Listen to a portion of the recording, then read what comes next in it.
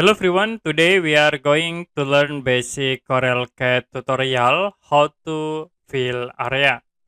Okay, for example, I will draw rectangle and I will draw circle. It.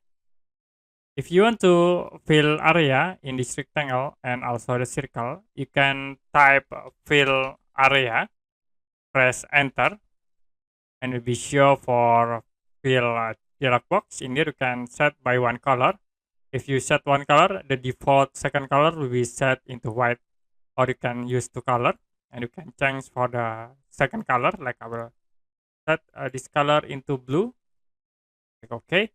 And to apply, I will use specific points, and we can click inside this rectangle, press enter, and then click OK to apply.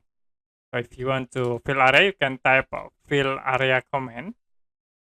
And then you can choose the color. I will set in here into green color, and I will use the specific points to click in this circle.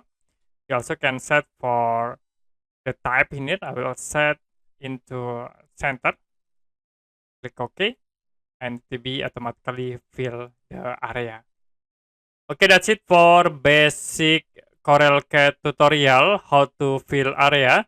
If you have any question about tutorial, you can comment below this video.